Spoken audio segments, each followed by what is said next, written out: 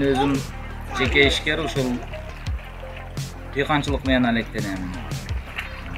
Ошол өзүбүздөгү жергиликтүү тургундарга ушул техника жактарынан колдон келишинче жардам кылып.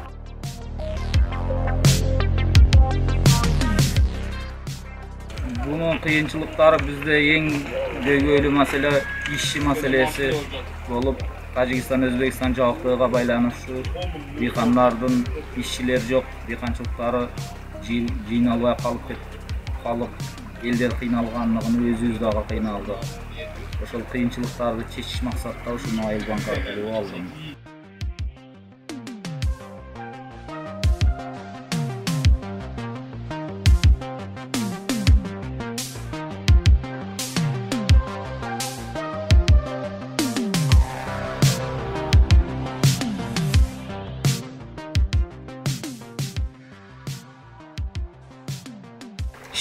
İşte бар жогу жакшы. Алгандан бери бир 10 гектарга жакын болдум элдикине. Элде бир топ ушул убакыт чыккан дыйканчылыктардын үрөнүлөрдү жыйууга колдон келишинче жардам кылып жыйдык.